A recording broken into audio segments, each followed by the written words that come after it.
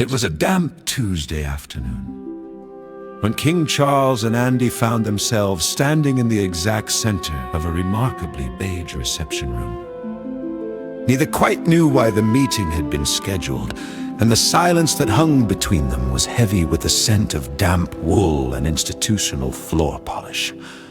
So, King Charles began, clearing his throat with a sound resembling a small, dry twig snapping. "You are Andy."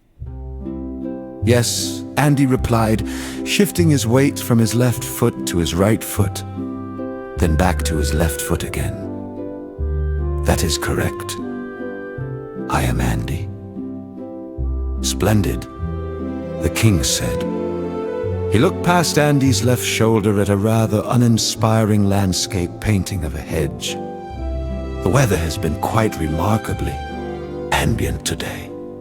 Not terribly rainy, yet not altogether dry either, a sort of mid-level humidity that one finds difficult to categorize." "I noticed that too," Andy said, nodding slowly. "I looked out the window at about 11 minutes past 2, and I thought to myself, that sky is quite gray. It wasn't a dark gray, mind you. More like the color of an old gravel driveway after a light mist." "Fascinating," Charles muttered, clasping his hands behind his back.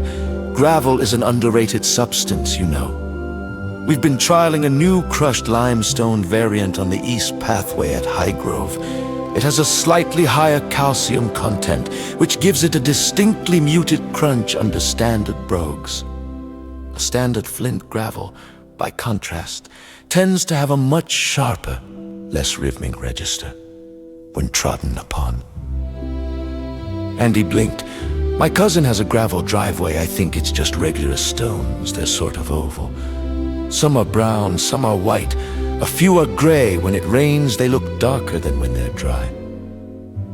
"Yes, that is the refractive property of moisture on porous mineral surfaces," the king explained, his voice dropping into a rhythmic, sleep-inducing drone.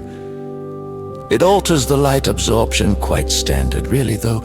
If one uses a sealant, a matte sealant, never gloss, God forbid, one can mimic the damp aesthetic without the actual structural degradation caused by persistent water ingress." "I usually just wear boots if it's wet," Andy said. "They have rubber soles. They don't make much noise on gravel at all." "Ah, rubber," Charles said, nodding with immense misplaced gravity. "Vulcanized or synthetic?"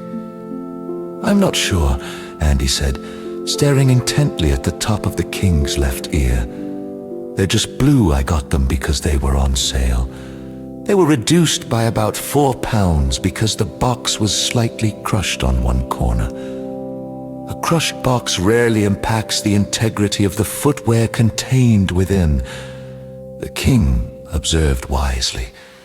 "Unless, of course, the structural compromise extends to the internal tissue paper wrapping, which can occasionally introduce localized moisture if stored in a humid warehouse environment." "The tissue paper was fine," Andy said. "It was white."